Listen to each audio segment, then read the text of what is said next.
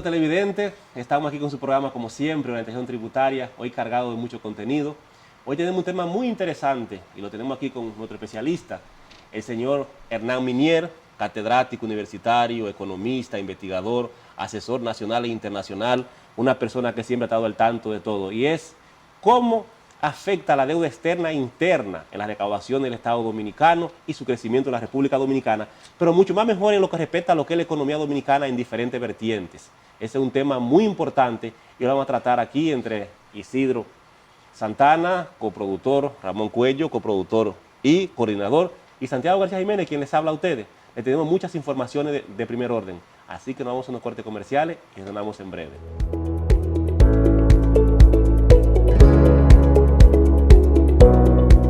La Cooperativa Global es un mundo lleno de oportunidades donde te acompañamos a realizar todos tus proyectos, brindándote la mejor tasa del mercado y múltiples oportunidades para realizar préstamos, certificados a plazo, aportaciones, órdenes de pago, cuentas de ahorro, microcrédito y muchas oportunidades más.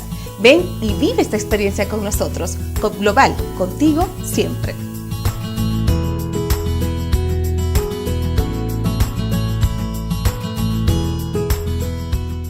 Se ha remitido la resolución al Ministerio de Defensa, al Ministerio de Interior y Policía y a la Policía Nacional para su conocimiento y requerimiento de asistencia en el cumplimiento de dichas medidas.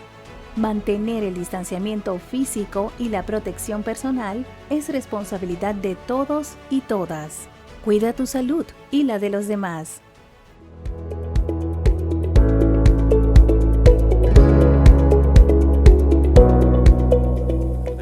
Como le decíamos, aquí estamos con Hernán Minier, un economista destacado, una persona de primer orden, una autoridad en este tema. Hernán, tú como economista y como una persona que siempre te ha destacado en los temas de investigaciones, ¿cómo afecta a la economía dominicana los aspectos tributarios en cuanto a su deuda externa e interna? Saludos Santiago, saludos al demás equipo de productores, Isidro, el compañero Ramón, y saludo a los amables televidentes. ¿Cómo afecta, me dijiste, la deuda externa e interna al sistema recaudatorio de la República Dominicana? Muy bien. Tú recordarás que cuando un país, inclusive, no solamente un país, una persona se endeuda, toma un préstamo, este préstamo pues tiene que pagarlo, ¿verdad? Tiene que pagar unos intereses y unos capitales. Pues asimismo sucede con la deuda global, o la deuda consolidada que tiene el Estado Dominicano, tanto con acreedores nacionales como con acreedores internacionales. Hasta el 2019, de cada peso que entraba de recaudación, la República Dominicana solo en intereses tendría que dedicar por lo menos 16 o 20 centavos al pago de la deuda externa. De intereses. De intereses sin meter el capital, porque son deudas en donde tú vas pagando por un tiempo capital, interés, y luego entonces en otro tiempo pagas interés y capital por esa deuda. Hay que recordar que en los años 2020 y en el año 2021 la deuda, principalmente externa, de la República Dominicana se ha incrementado con creces hasta llegar a representar un 70% del Producto Interno Bruto. ¿Qué significa que una deuda represente un 70% del Producto Interno Bruto? Significa que por cada peso que la economía produce, tiene que agarrar 70 centavos para tratar de pagar esa deuda, o 70 centavos representa toda la deuda que debe. Y como la deuda tienen que pagarla, significa que cuando la economía produzca ingresos, entonces parte de esos ingresos o una gran parte de esos ingresos van a ir al pago de la deuda y usted se va a quedar solamente con un 30%. ¿Para qué? Para dedicarlo a todos los servicios y a todo lo que necesita nuestra economía.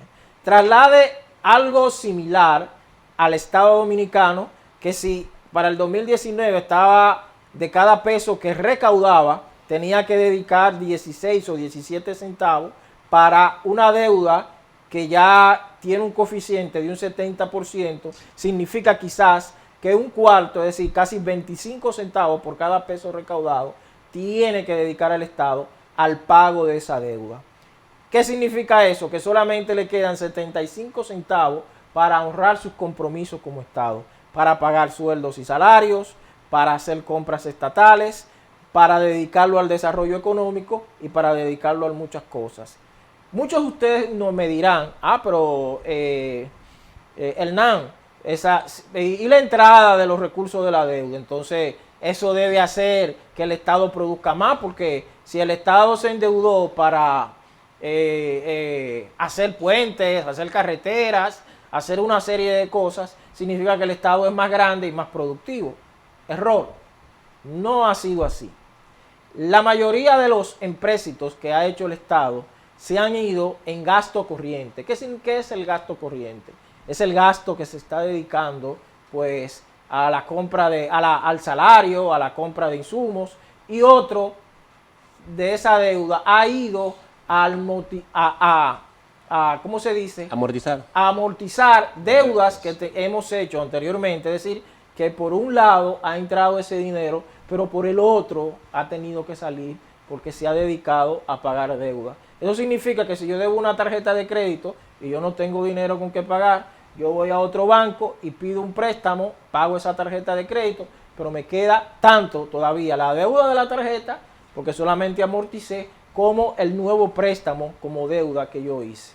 Entonces la mayoría de los recursos que está obteniendo el Estado Dominicano, pues a través de la deuda externa, no están siendo dedicados al desarrollo, es decir, no están siendo dedicados a infraestructura, no está siendo dedicado en su mayoría, claro, estoy hablando, quizás en una mínima parte, a lo que tiene que ver el desarrollo nacional, en todos los aspectos, en el aspecto del desarrollo del capital humano, en el aspecto del desarrollo del capital, de elevar lo que es el índice de desarrollo humano, con mayores accesos a salud, a educación y a empleo de la mayoría de la población dominicana. Lastimosamente no se está dedicando a eso. ¿Eso qué impacto tiene dentro de la economía? Si tú te endeudas más, pues tienes que buscar mucho más recursos para poder pagar esa deuda. Y si no lo tienes, pues tienes de una u otra manera que incrementar esos ingresos. ¿Y cómo tú puedes incrementar esos ingresos para poder pagar la deuda? Solo a través de lo que sería una reforma tributaria, que sería aumento de impuestos, y una reforma fiscal, que sería tratar de racionalizar los gastos para tratar de ir disminuyendo el déficit y de esa manera pedir menos prestado, y con la disminución del déficit más aumento de los ingresos, tratar de elevar los ingresos tributarios del sector público para una mayor amortización de las deudas que tengamos, tanto a nivel externo como interno. Cuando tú me lo explicas de forma económica, que es una forma económica, la reforma tributaria y la reforma fiscal, una para recaudar impuestos y otra para esa. Tú me estás diciendo a mí que sería bueno hacer una reforma tributaria en el aspecto tributario para recaudar fondos y una reforma fiscal en el aspecto para disminuir fondos del Estado, o me está hablando que las dos se pueden fusionar y hacer una de las dos.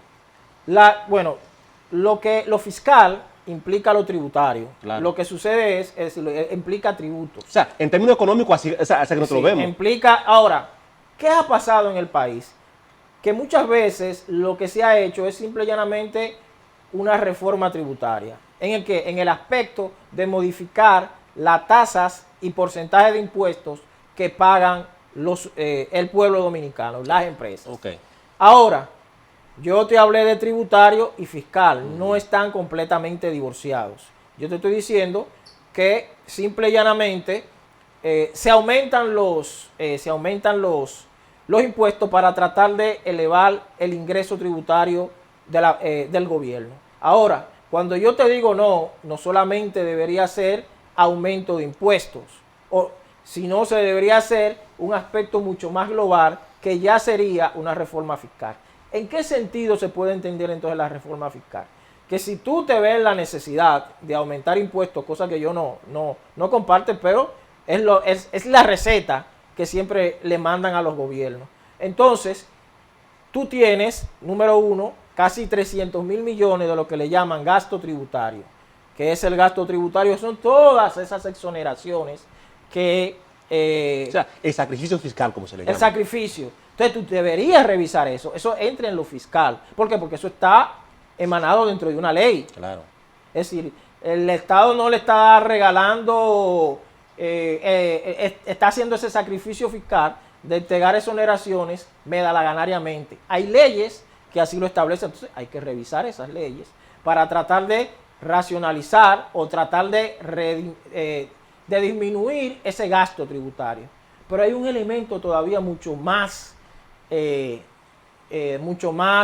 grave e importante, es la evasión fiscal. Que yo creo que tú debes hacer un programa, tanto con economistas como con especialistas en el área de tributación, que te hablen de la evasión fiscal.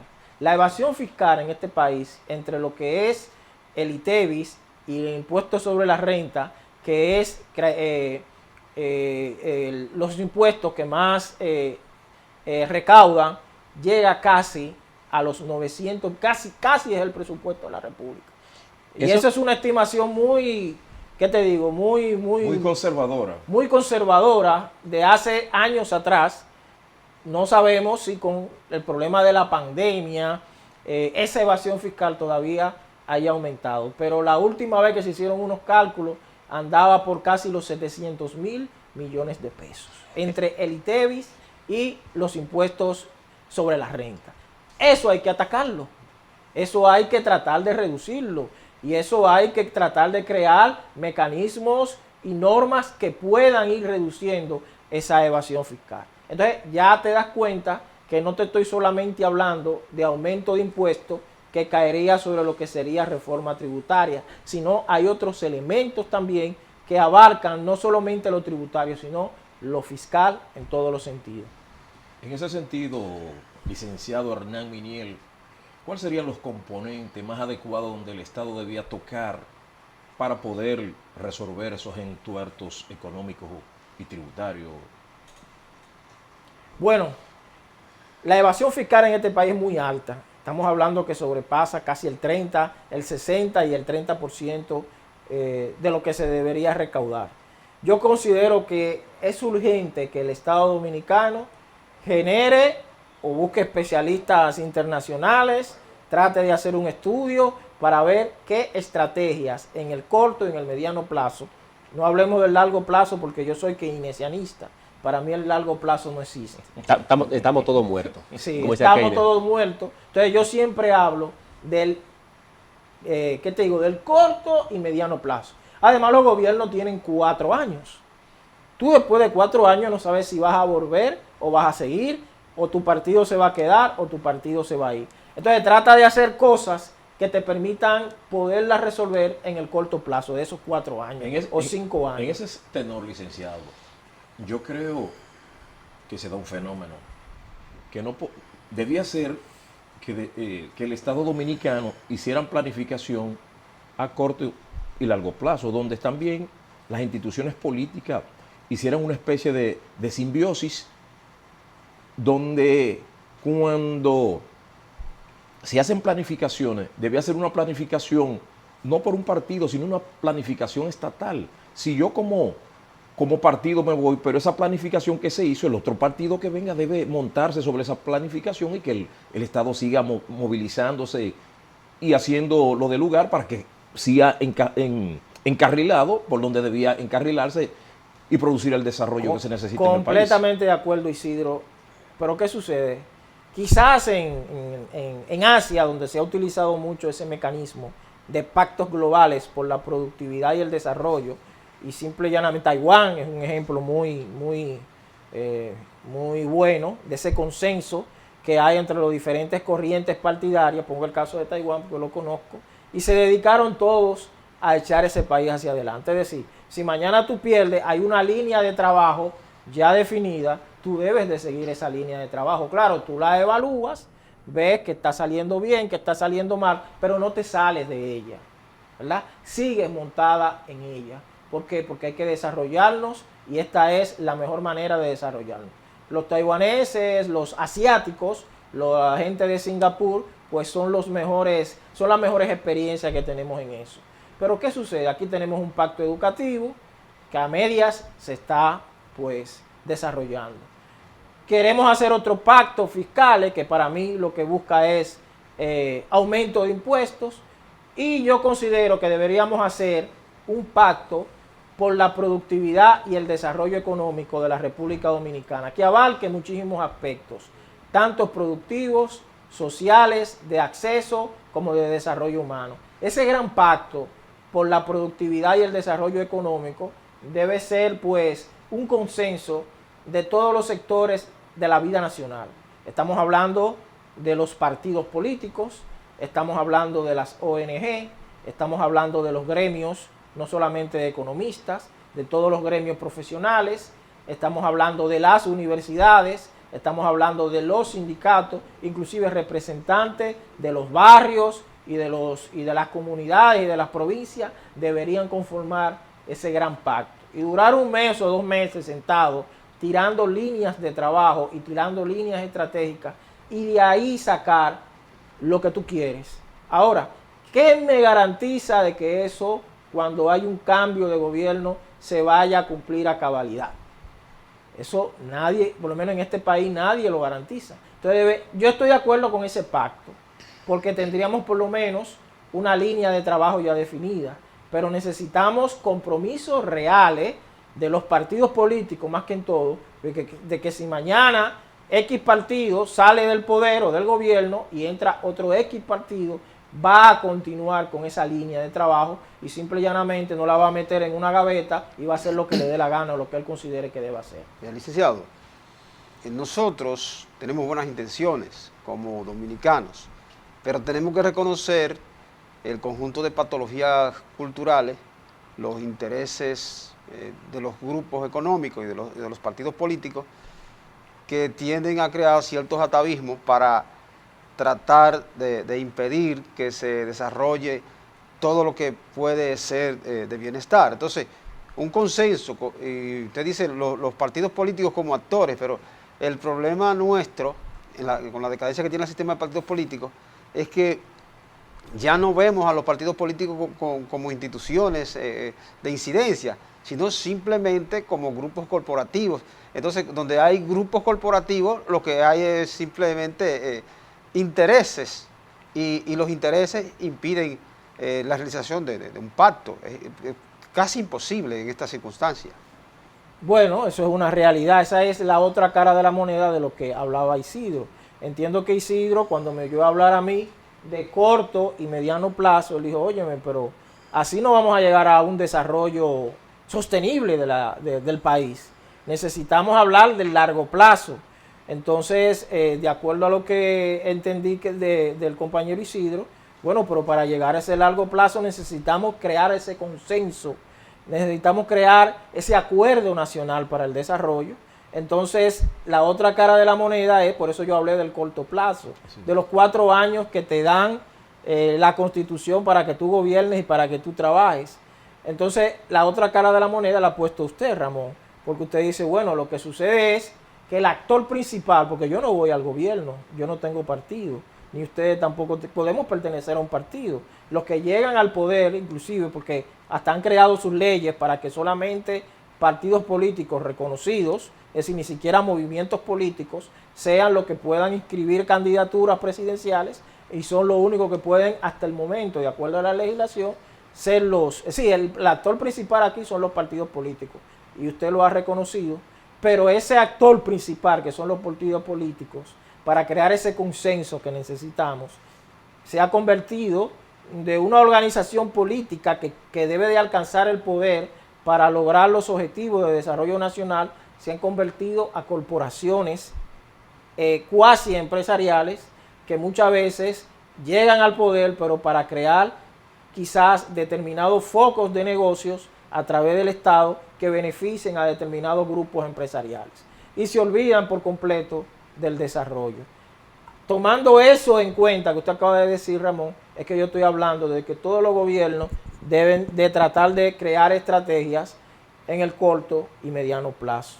Porque en ese largo plazo todavía no tenemos lo que usted dice, o lo que dijo Isidro, pues ese acuerdo nacional. Y se ve muy lejos que podamos hacer un acuerdo nacional real, porque se puede firmar cualquier cosa que le llamemos acuerdo, pero ese acuerdo nacional real, que todos los actores, y principalmente los actores políticos, que son los que van al poder, lo cumplan a cabalidad. En ese término ahí, Hernán, siempre se ha dicho en el país de que, claro, en cuanto a lo que respecta a las finanzas del Estado, siempre ha sido un poco irrespetable. Pero hay una cosa que es muy importante, y tú tocabas ese tema ahorita, que la evasión fiscal aquí es muy alta. Y, por ejemplo, yo siempre he dicho eso, y no sé dónde se va a situar. En un pasado no lejano, los funcionarios acostumbraban a adulterar sus declaraciones juradas para cuando llegaran al erario público, lo que conseguían justificarlo con esa adulteración. Hoy en día se ha estado investigando eso y se ha convertido en un dolor de cabeza tremendo. De que esa adulteración hoy en día se están investigando. Y si por si acaso Isidro y Ramón y Hernán me corrigen, una persona que haya adulterado una declaración jurada y ponga 5.000 millones, 4.000 millones, ¿usted pagó impuestos por esos ingresos? Entonces, es una vía para el Estado Dominicano en este momento recaudar dinero. ¿Qué significa eso? Si usted se ganó 5.000 millones, pague por 5.000 millones porque de trajo. De algún lugar lo sacó. Esos ingresos. ¿Qué tú puedes decir respecto a eso? Sí, yo creo que estoy de acuerdo porque si tú muestras al Estado Dominicano que tiene 5.000 millones, entonces tú no tienes un rastro familiar donde tú puedas demostrar ese dinero que tú tienes que pagar impuestos por eso. Por eso el Estado Dominicano se ha estado hablando de lo que es la ley de dominio.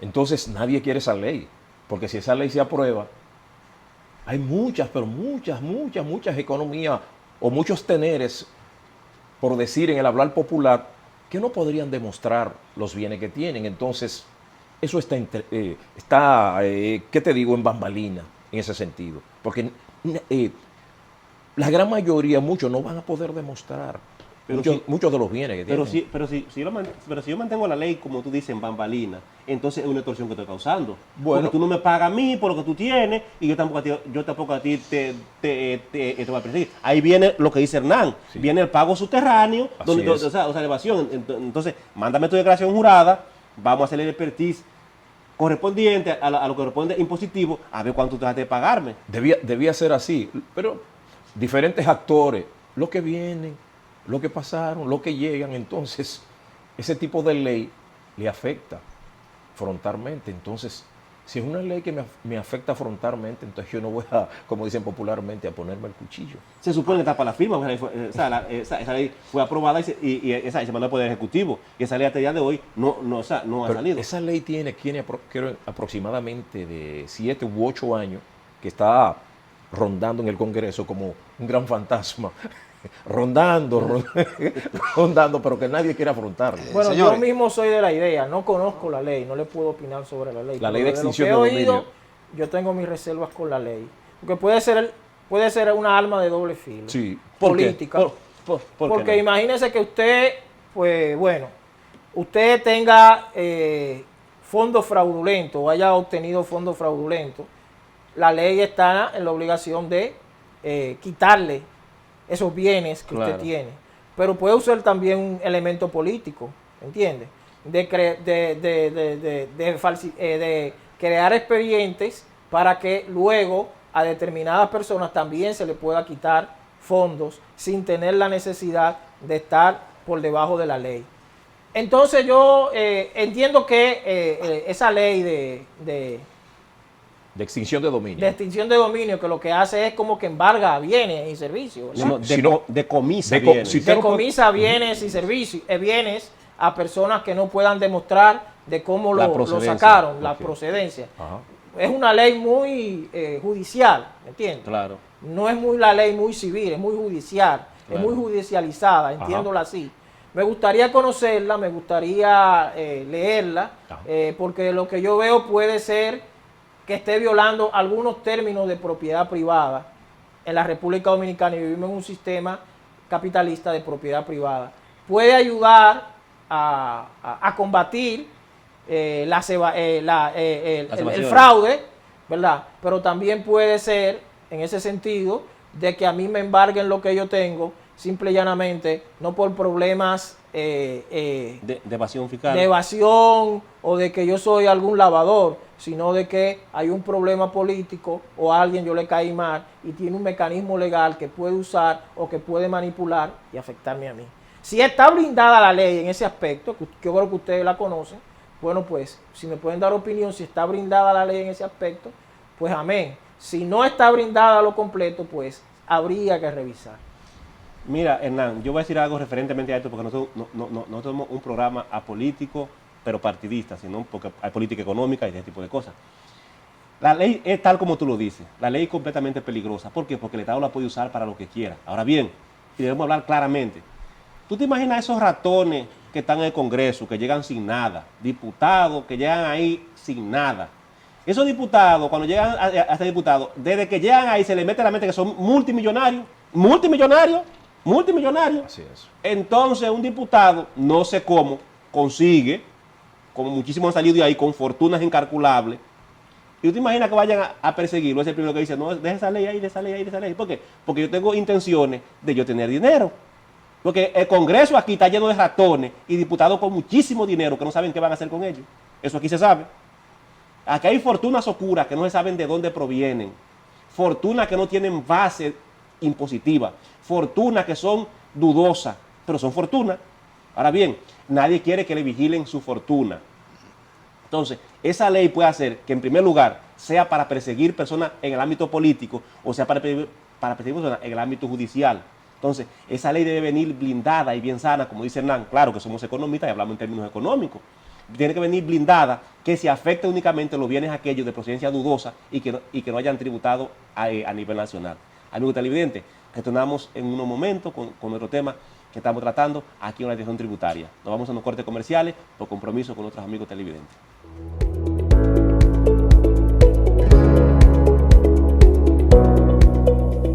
La Cooperativa Global es un mundo lleno de oportunidades donde te acompañamos a realizar todos tus proyectos, brindándote la mejor tasa del mercado y múltiples oportunidades para realizar préstamos, certificados a plazo, aportaciones, órdenes de pago, cuentas de ahorro, microcrédito y muchas oportunidades más. Ven y vive esta experiencia con nosotros. Coop Global, contigo siempre.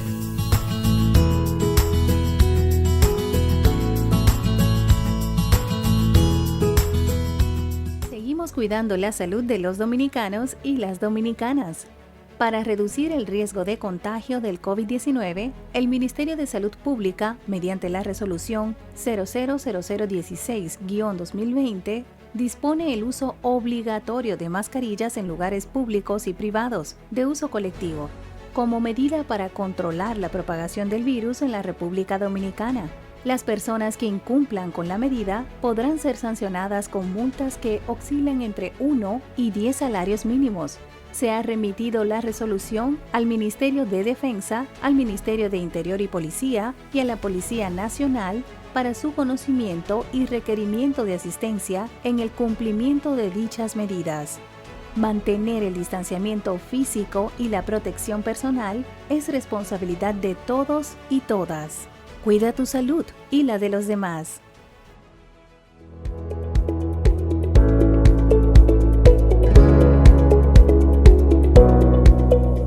Televidentes, estamos de vuelta con el programa de Orientación Tributaria, aquí con el tema muy candente. Hernán, mirándolo como seguíamos hablándolo ahorita en el segmento anterior, la evasión fiscal aquí ha sido bastante grande, pero hay dos cosas. Aquí se ha querido juntar lo que es pago de compra que ha hecho, venta que han hecho, que han tributado con recaudaciones, y son cosas muy distintas. Porque las recaudaciones, como economista, tú lo sabes, que eso está programado. Ahora bien, está estimado, que esa es la palabra.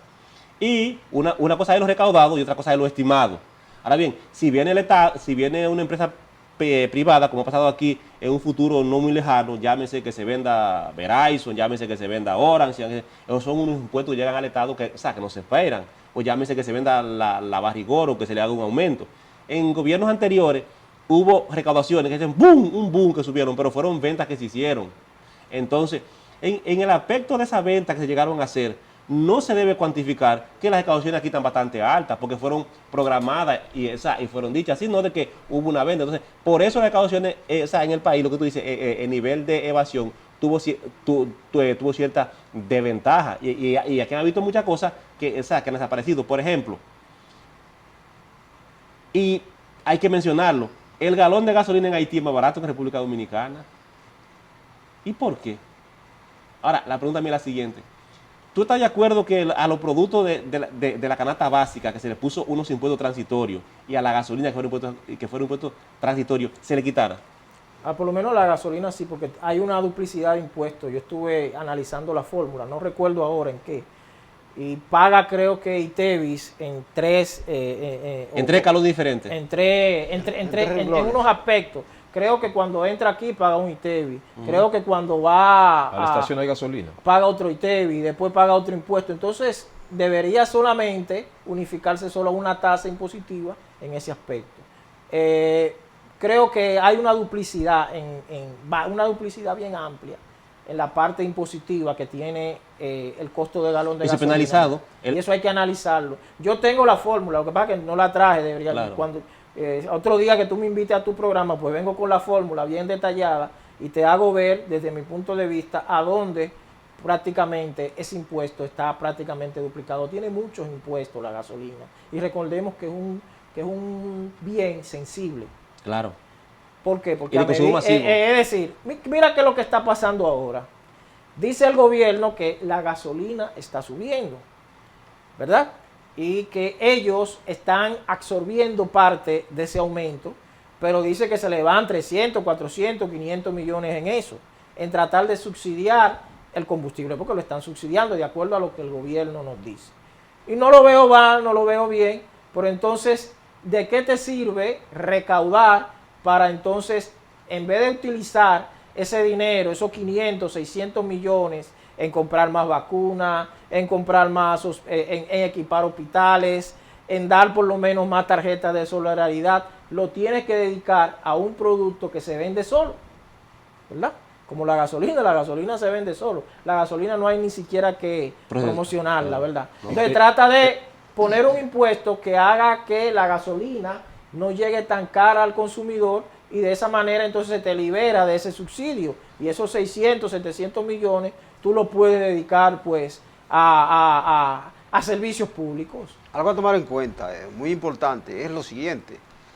En muchos países se tiende a subsidiar el gasoil y otros derivados del petróleo, no así la gasolina, porque generalmente la gasolina no se utiliza para vehículos de trabajo, se utiliza el gasoil y otros derivados, especialmente el gas propano y gas natural. Entonces, lo entendible es que se subsidie el gasoil, que se subsidie el gas propano, el gas natural y otros derivados, pero no así la gasolina, porque mayormente los vehículos de lujo son los que consumen gasolina. Entonces, es contraproducente e ilógico. Correctamente. Anteriormente aquí se estaba utilizando ese mecanismo llamado de subsidio cruzado en los años del presidente Joaquín Balaguer, creo que con Hipólito Mejía y en unos tiempos de Leonel Fernández, en donde con lo que se recaudaba de gasolina, con una parte, claro, de la recaudación impositiva de la gasolina, se subsidiaba en algo el gas propano, que es uno de los combustibles más delicados, y también se subsidiaba alguna vez el gasoil. Pero ahí hubo unos problemas, un tráfico de influencia, en donde a una determinada sindicato se le estaba entregando gasoil casi gratis y los choferes se le estaba subsidiando el combustible, pero cuando había que pagar pasajes, ese pasaje no era subsidiado, sino que el consumidor tenía que pagarlo a precios mayor muchas veces que aquellos carros que utilizaban gasolina. Entonces había una serie de situaciones y los gobiernos lo que hicieron fue poco a poco ir desmontando esos subsidios. Pero debería volver ese subsidio, pero mejor focalizado. Pero ahí fue donde apareció una planta, una bomba enterrada. Exacto, todo eso, aparecieron una serie de tráfico de influencia. Entonces, señores, ante esa situación, yo considero, yo fui de opinión y así lo traté, de que eso se debió quitar por el momento, hasta tratar de corregir esas deficiencias, ¿verdad? y tratar de focalizar esos subsidios de mejor manera, ya sea con una tarjeta de solidaridad, ya sea con un bono gas, ya sea con lo que sea, que a determinadas personas que son más afectadas por los combustibles sean beneficiados por esos subsidios, y no como se estaba haciendo, que a un grupo sindical se le estaba regalando prácticamente el combustible, pero ese grupo sindical te cobraba a ti el pasaje a precio de mercado y te llevaba de aquí a la esquina. Otro elemento que tenemos que tomarlo también en cuenta, y es el hecho de que a los grandes generadores de energía eléctrica se les subsidia el full oil. Entonces, ese combustible pesado le llega prácticamente casi gratis a muchos generadores. Y sin embargo, nosotros en la América Latina tenemos una de las facturas energéticas más caras. Entonces, eso no es carente de toda lógica. Eso le llaman absorción de recursos fiscales. Es decir, cuando tú subsidias a alguien, pero tú no recibes nada, un beneficio a cambio de eso. Tenemos más luz. Porque un ejemplo, si tú me dices, bueno, se le está dando el subsidio a esos generadores, tenemos más luz y tenemos más horas de luz. Bueno, pero tenemos más horas de luz, Hernán. No hay apagones, eliminamos los apagones, estamos haciendo un sacrificio. La tarifa energética es una tarifa aceptable para determinados sectores sociales que no están pagando mucho de luz. Nada de eso existe. Usted está entregando recursos del Estado a cambio de nada. No hay más empleos, no hay más luz y la tarifa energética mucho más cara. Y siempre se ha dicho, claro, estamos tratando el tema de la reforma tributaria en el aspecto de lo que conlleva a lo que es el endeudamiento público. Una pregunta, Hernán, y una pregunta que te la voy casi a preguntar de forma para los amigos televidentes que nos vengan a nosotros y que nos siguen.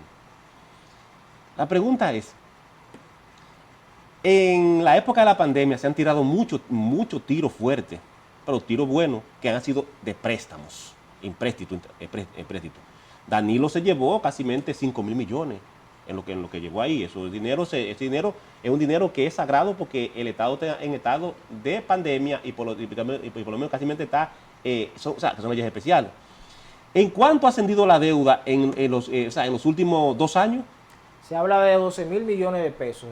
En pesos se habla de unos 12.000 millones de pesos. Y en dólares, pues estamos hablando de unos 500 a 600 millones de dólares. Pero a Danilo dieron 1.500 millones de dólares ahí rápidamente cuando se cerró el país. ¿Cuándo? Cuando se cerró el país. Eso es lo que está contabilizado. Todavía no se ha contabilizado. Acuérdate que todos los ¿qué te digo? Estamos hablando de lo que ha entrado de deuda, ¿verdad? Claro. Pero hay préstamos que se aprueban, pero esos préstamos no entran de manera inmediata, sino que todo un proceso. Lo que ha entrado desde, creo que marzo del 2020 a marzo del 2021, se estima que son casi unos 12.000 o 13.000 millones de pesos. Ya quizás, estamos hablando de marzo y estamos en julio, si quizás prorrateamos, quizás estamos hablando de casi más de 60.000 millones de pesos o más, y estamos hablando de que quizás unos 2.000, 3.000 o 4.000 o 5.000 millones de dólares estén en préstamos durante estos 2 años, solamente dentro de estos 2 años. Hernán, en ese aspecto ahí, amigo televidente, aquí nosotros siempre con los invitados tenemos un espacio que dedicamos a ellos. Vamos a dejar ese dinero ahí tranquilo. Hemos sabido que en los últimos tiempos te has dedicado hacia los negocios y que hoy ya estás explotando las ventas de productos de tu compañía a alta escala. ¿Qué tú puedes decirnos referentemente a eso? Bueno, no, ¿qué te digo? Estoy tratando de avanzar en eso. Tengo una pequeña empresa que se dedica a los agronegocios. Estoy tratando de diversificarla en el sentido de que no sea solamente la compra y venta de productos del agro, sino que también demos algún tipo de servicios profesionales. ¿Qué te digo? Hay una situación muy desventajosa en este tipo de negocio, es que muchas veces tú tienes que comprar al contado, porque compras en el campo, el campesino no te da crédito que por 3, 4 ni 5 meses, tienes que llevarle el dinero, pero cuando vienes con ese producto a la ciudad, muchas veces pues tienes que darlo a crédito y eso genera determinado momento de, ¿qué te digo?, de iliquidez porque tienes que tener dinero y el dinero no te llega de la manera, si tienes que sacar dinero de una vez, pero el dinero no te llega de la manera rápida en ese sentido. Pero pues yo lo que recomiendo que con ese tipo de negocio así, trates de ser lo más diversificado posible, que te puedas dedicar pues no solamente a una compra y venta de determinados productos, sino que trates poco a poco de ampliar tu abanico y recordar que los negocios no se desarrollan de la noche a la mañana. Eso sí es verdad. Los negocios hay que meterle mucha dedicación y algunas veces capital para poder desarrollarlo. Hernán, yendo con esa parte que tú has tocado de la micro y agroempresa, si hay una reforma fiscal ante esta presión externa por todos esos préstamos que el Estado ha incurrido, ¿cómo afectaría ese tipo de negocio que tú ahora mismo te dedicas y tienes la parte de verte del día a día con bueno, si tu... sube el ITEVIS, pues porque yo tengo que pagar impuestos, pues tendría yo que pagar más ITEVIS. Como soy una microempresa, si paso de determinado monto de ingresos, pues también tendría que pagar mucho más impuestos. Entonces tendría menos capital para ampliar y desarrollar mi negocio. Pero a ellos mismos ya como tus suplidores. A ellos mismos como tus suplidores, a esos campesinos, ¿no le afectaría? No le afecta, fíjate. No le afecta directamente eso. No le afecta abiertamente. Okay. En el área rural, la parte tributaria está muy a los impuestos indirectos. Es decir, si ellos compran recuerda que la mayoría de los insumos agrícolas están exentos de ITEVIS. Esa es una ventaja de que ellos tienen. Ahora, si mañana el gobierno dice, bueno, señores, productores, ustedes no pagan nada de ITEVIS, entonces lo lamentamos, la situación económica nos obliga a que de cero ustedes por lo menos paguen un 5% de ITEVIS. Eso va a significar que si una gallinaza me vale, el kilo de gallinaza o el kilo de un determinado fertilizante o determinada fórmula de fertilizante me cuesta 300 pesos, entonces ya no me va a costar 300 pesos, me va a costar 310, 320, 340.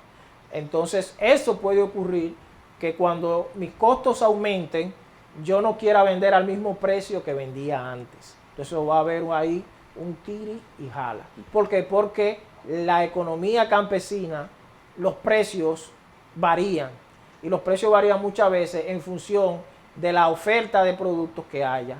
Por ejemplo, meses atrás la leche estaba muy cara. Porque la ganadería de este país es una ganadería a campo abierto y de pasto libre. Es decir, aquí no hay forraje, aquí no se trabaja mayoritariamente por eso. Como había sequía, entonces el pasto libre era malo, era duro, y eso hacía que la producción de leche fuera baja. Eso ocasionaba de que el precio de la leche fuera más caro. Pero ¿qué sucede ahora? Ahora ha habido bastante lluvia, los pastos están mejorados y las vacas están produciendo más leche. Eso de una manera o de otra hay una mayor oferta de leche fluida de vaca. Y eso hace entonces que de una u otra manera el productor quiera salir de esa leche y no va a salir con los precios que estaba anteriormente. Tiene que bajarle algo de precio. Entonces, imagínate que vengan unos impuestos que hagan subir las cosas y cuando venga la oferta, que él tiene unos costos mayores, tenga que bajarse el precio. Entonces eso va a crear unos momentos incómodos y de desestimulación al productor agrícola. Por eso se es muy conservador tratar de subirle los impuestos a los productos agrícolas por ese ciclo de producción que tienen los productos agrícolas, que en determinados periodos hay mucha producción, pero en otros periodos hay poca producción, entonces ahí los costos y los ingresos se disparan. Amigo televidente, vamos a unos cortes comerciales y retornamos en breve.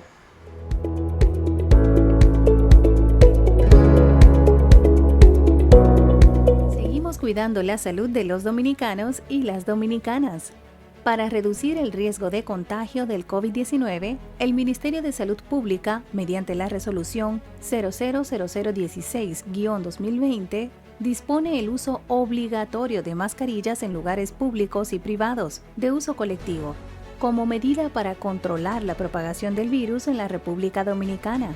Las personas que incumplan con la medida podrán ser sancionadas con multas que oscilen entre 1 y 10 salarios mínimos. Se ha remitido la resolución al Ministerio de Defensa, al Ministerio de Interior y Policía y a la Policía Nacional para su conocimiento y requerimiento de asistencia en el cumplimiento de dichas medidas. Mantener el distanciamiento físico y la protección personal es responsabilidad de todos y todas. Cuida tu salud y la de los demás. La Cooperativa Global es un mundo lleno de oportunidades donde te acompañamos a realizar todos tus proyectos, brindándote la mejor tasa del mercado y múltiples oportunidades para realizar préstamos, certificados a plazo, aportaciones, órdenes de pago, cuentas de ahorro, microcrédito y muchas oportunidades más. Ven y vive esta experiencia con nosotros. COP Global, contigo siempre.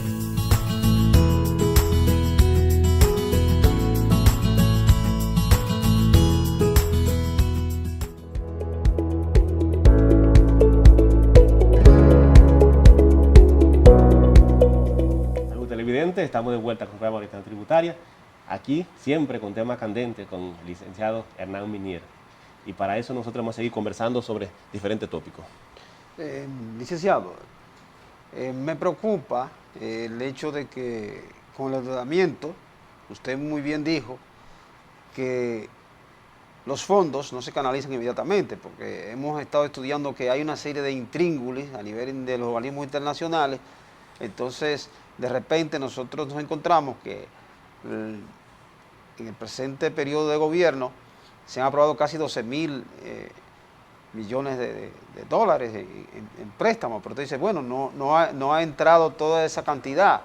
Entonces, el préstamo se hace por la cantidad correspondiente, vienen las intríngulis, se toma mucho tiempo para que el dinero se canalice.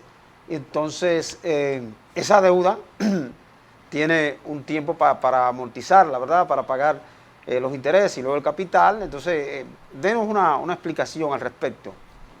Bueno, no, aunque no estoy empapado mucho de ese procedimiento, de cómo entra la deuda, lo que más te puedo decir que primeramente se hace una solicitud al Congreso con un proyecto, ¿verdad?, determinado, donde el Poder Ejecutivo solicita determinada cantidad de millones de pesos que va a contraer con una determinada organismo financiero internacional, que regularmente le llamamos OFIS, organismo financiero internacional, que son los que prestan.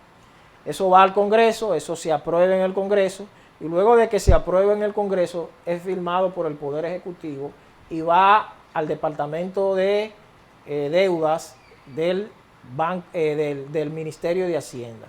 Ahí se llenan unos formularios, se llenan unos trámites y luego se manda al Banco Central, que también tiene un área de deuda, y ahí entonces se canalizan esos fondos. Entran primero por el Banco Central y luego entonces el Banco Central, porque vienen en dólares, ¿verdad? Sí, lo desmonetiza. Y se ¿Qué destina? significa la desmonetización? Que convierte ese dinero en pesos.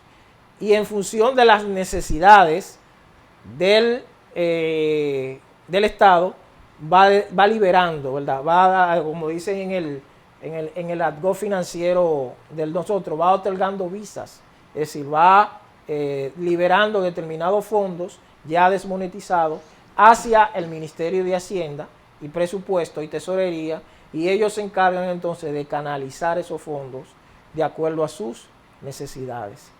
Cada uno de esos pasos hay que pagar comisión. ¿Hay peaje? Bueno, peaje no, porque peaje como que, ¿qué te digo? Es algo como que de corruptela, ¿verdad? Hernán, no es así. Hernán, tú como economista, corrígeme esto. Ajá. En Estados Unidos es lobismo y es legal. El lobismo, claro, un lobismo. Aquí es peaje, es ilegal. Porque mira, cuando eso se aprueba, hay que pagar un lobismo porque siempre hay una persona ahí que maneja ese asunto. Tenemos que hablarlo técnicamente. No, esos son filtros pequeños. Hay un No, hay filtro. consultores internacionales que viven de eso. Aquí somos técnicos. Vamos a hablar de esto a la nación dominicana. Hernán Isidro y Ramón, llenar un prospecto para un préstamo, hay que buscar técnico. Hay que buscar y técnico muy fino. No, y técnico muy fino y pago por hora. Ajá. Ok, yo hago el prospecto para mi financiamiento Ajá. y contrato los organismos correspondientes Correspondientes. que sean creíbles Sí. frente a ese prospecto. Eso cuesta dinero. Así es. En Estados Unidos eso es legal, aquí eso es ilegal. Ok. ¿Aquí es legal o es ilegal? Sí, pero puede estar Rondón preso, claro, aquí vamos claro, claro que sí. Bueno. Aquí ilegal, porque Rondón está preso por eso. Y- Ahora bien, ¿Y cómo te- No, podría ser retaliación política de algún modo. lo que sea, lo No, que no, sea, lo que sea. Fíjate, están presos. ahí. Espérate, por favor. Se está acabando el tiempo para que me aclares. Si yo le hago un prospecto al Estado para un determinado contrato de deuda, ¿es ilegal? Claro, pues claro que ilegal, porque a la hora que esa deuda se use mal, vienen y automáticamente te someten a ti porque tú trabajaste el prospecto mal y porque eso cayó mal en la arca del Estado. Espérate, Santiago. Pero hay muchos prospectos que han hecho deuda, han salido mal y no están presos. Claro, porque no ha llegado el momento en que se ha investigado, por ejemplo, y ustedes me corrigen a mí. Todo aquel que esté involucrado en un préstamo que fue mal otorgado va junto a esa persona. Pero tú como asesor, Santiago asesor, Sí. le pide al Estado Dominicano, Santiago, yo quiero, bueno, yo te asesoro aquí y acá, pero no, yo te asesoré, pero no significa que yo he participado. Yo soy un empresario, Un técnico. un profesional, que mi papel... En la administración de la deuda, Sí. usted no tuvo Juan- situación. no, Porque una sí. cosa es la solicitud y la aprobación. Así y otra es. cosa es la administración de los fondos, ya que están aprobados Así y es. desembolsados. Claro, Joao Santana. ¿Qué es Joao Santana? Un especialista Un en asesor. política, un asesor, O- que tú lo llamas, te dice los fondos a dónde están y cómo se van a hacer. O Álvarez Pero amigo Renta. televidente, eso es un tema demasiado grande. Para ese tema vamos a hacer un programa específico. Así, Hernán, ¿qué tú le puedes decir a la nación dominicana referente al tema que hemos tratado? Bueno, que es un tema que todavía falta mucho, que espero que se pueda hacer un pacto fiscal lo más, que no afecte tanto, pues, que toque esos temas que hemos tocado aquí, que toque el problema de elevación muy alto, que toque el gasto tributario, que toque un redimensionamiento de la aplicación de tasas tributarias en este país, que los pequeños y medianos empresarios no estamos pagando igual impuestos que cualquier grande. Y prácticamente, ¿qué yo digo? Yo me puedo ganar 5,000, 6,000 pesos en un mes, 8,000. Yo tengo que pagar quizás de ITEVIS lo mismo o más que cualquier empresario grande. Entonces esas cosas debería pues el Estado tratar de rediseñarlas en ese sentido para que sea más equitativo, que pague más el que cobre más y que pague menos el que cobre menos. Amigo televidente, hemos llegado a la parte final de nuestro programa. Así, Hernán, que te damos las gracias a ti por estar aquí Igual. siempre, de parte de Isidro Siempre a la Santana, orden. Ramón Cuello y Santiago García Jiménez. Así que les deseamos a ustedes que pasen todo bien en sus hogares. Muchas gracias.